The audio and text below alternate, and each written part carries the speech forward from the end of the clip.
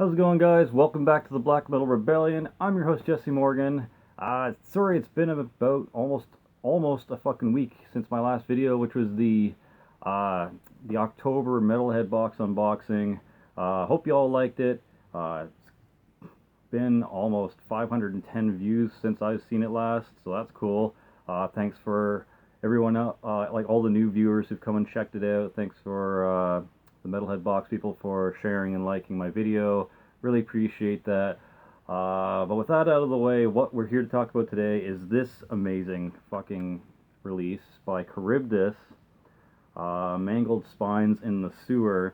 Now, if you don't know who Kharybdis is, it's Julian Throne from the Metal Throne, a fellow kind of metal YouTuber on, well, YouTube. But he released his own solo demo black metal thing, and I've showed it off before, I believe. It's the inside there, signed, which is pretty awesome. I got number 4 out of I'm not sure how many, but that's sweet. They all come with the record looking inside. Some are blue, some are orange, some are whatever. Mine's purple, and I like purple, as you can tell from my vest that I will be showing off in a later video. But for the 4 tracks that it has on here, Hallowed Gloom, Broken Mind, Gas Chamber Part 1, and the Unending Drone of Time, this has 17 minutes or more worth of just fantastic music. I'm not going to break this down the way I normally break down my regular reviews. I got finished listening to this, and I had to come and talk about it.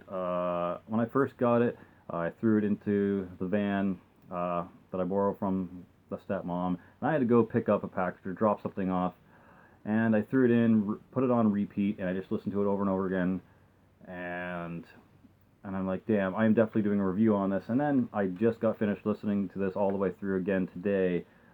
Where to even begin? Like, if Varg Vikernes, Rest from Leviathan, and the vocalist, or whoever the vocalist is from Ashdoutes got together and made just kind of the most creepiest, darkest, most haunting just side project demo they could, that would be this. That would be Kharybdis' Mangled Spines in the Sewer.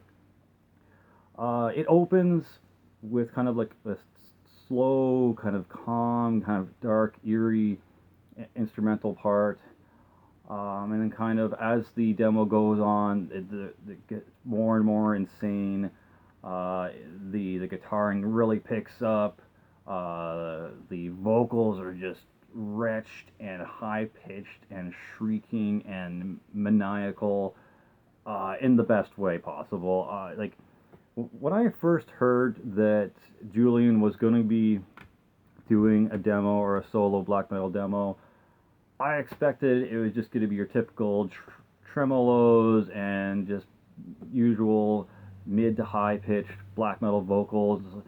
He's a talented musician, so I figured it would have some like ear catching moments and it would be pretty good. But I thought it would just be your, without sounding insulting, your run of the mill black metal. I didn't think it was going to be anything super different, super crazy, but no.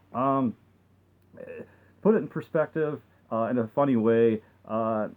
And it is what it is, and I'll explain a little bit after, but Julian tried to enter his project Kharybdis into the Metal Archives, and we all know that sometimes they can be picky and choosy on who they can accept, and they did not accept Kharybdis.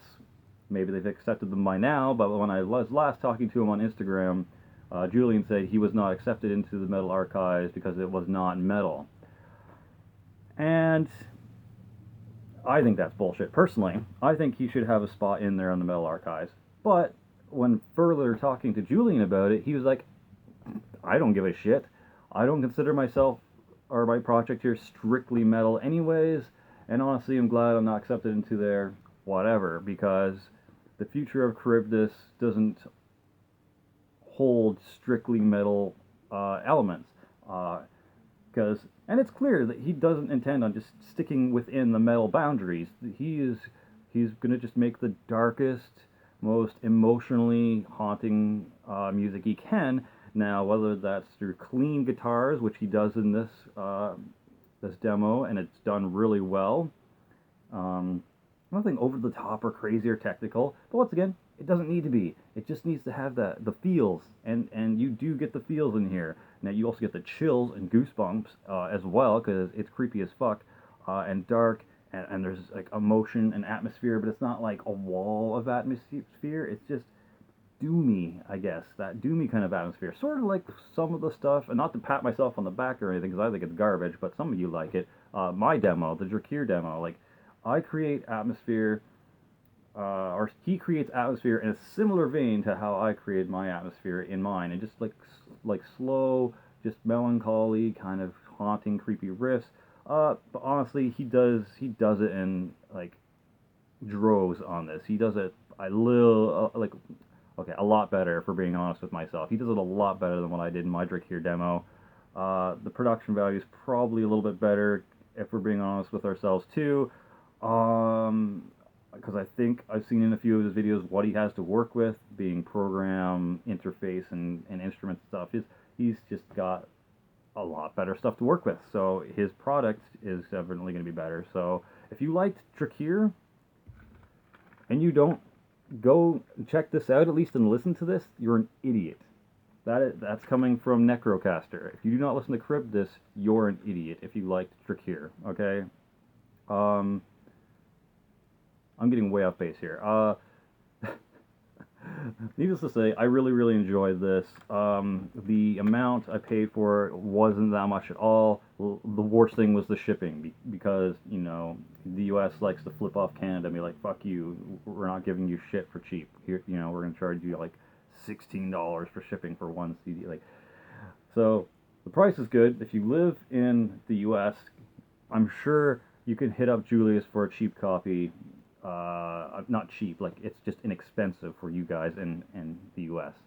But yes, this had some great stuff in it. I don't really know the lyrical content, and I maybe there's a little bit at the end you can kind of catch.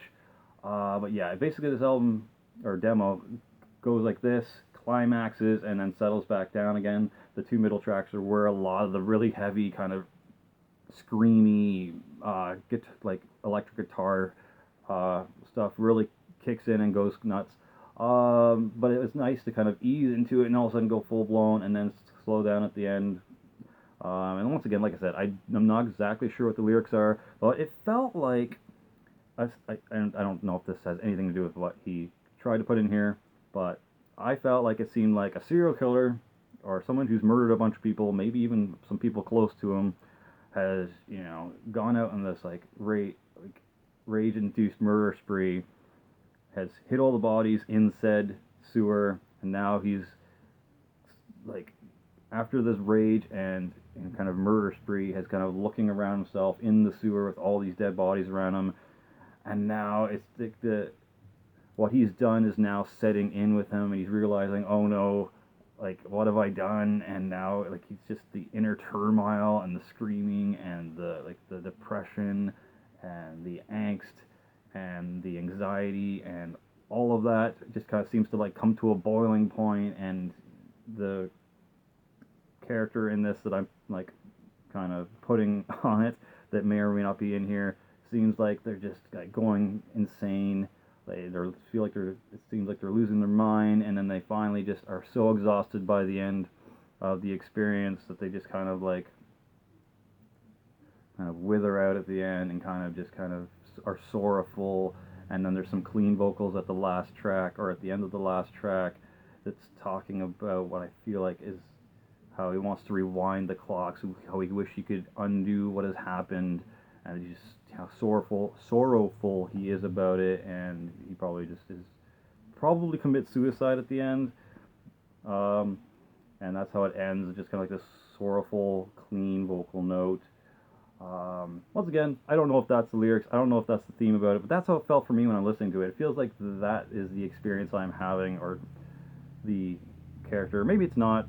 Julian, if you're watching this, and you want to throw in what the theme of this is actually about, or what character, if there is any, is experiencing, that'd be cool, because I actually don't quite know. Maybe I should have researched, maybe it's out there. But I just wanted to come in here and talk about this demo. It's fantastic. I definitely got my money's worth and then some. Probably one of the most unique demos I've heard in at least my 2 years of listening to black metal.